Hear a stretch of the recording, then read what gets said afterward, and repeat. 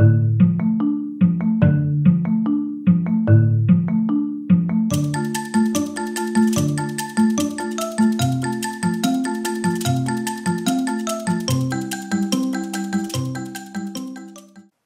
everyone and welcome to another Tickling Tuesday.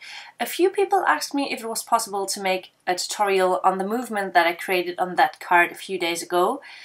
So this is what we're going to do today, and of course I picked another color combo to do this. I picked the mint, grey and white. You know I always use a lot of white, but the mint and grey is one of my favorite combos.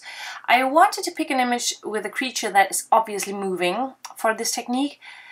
So I picked the Lawn Fawn, what is it called? Lawn Fawn Happy Easter set.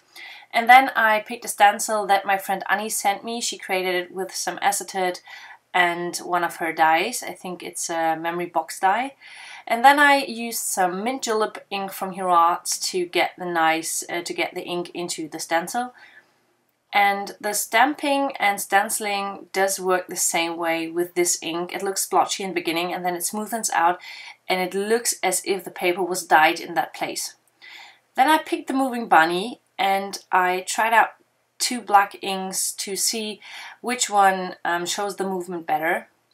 You can see I just offset the stamping only a little bit. This was the Simon Says Stamp black ink, and then I tried out the Memento. And both worked very good, but I think the Simon Says Stamp worked a little bit better, so I went for the Simon Says Stamp ink.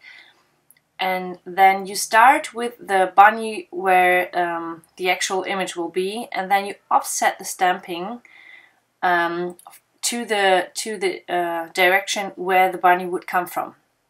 Then I used the Memento ink for one image on white cardstock because we will be coloring the image later.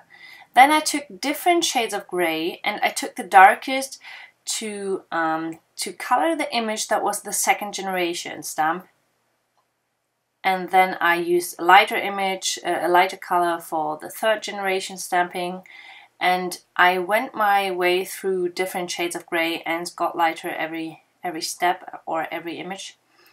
Then I found out that I did not have enough different shades of Copics, so I also used another marker, which is a Delta marker. You will see that now, I think. I tried the C1 first, but then I decided to go for the C2 from the Delta marker, which worked very fine. And then I used the C1 for the lightest shade. And the alcohol in that ink does move the Hero Arts Shadow ink a little bit, so the bunny does show up very good. And then I just colored the main image on the white cardstock with my Copics. Just some shades of grey. I wanted to have grey bunny. And I think this cute little bunny looks very cool in grey. Maybe, because this is an Easter card, maybe I should have used a little more springy colors. Maybe a little yellow or pink.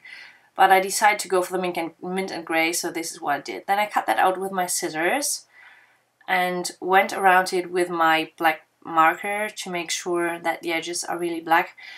Especially for this technique, it would look kind of strange if you have some white edges around the bunny because you have all the black stamping.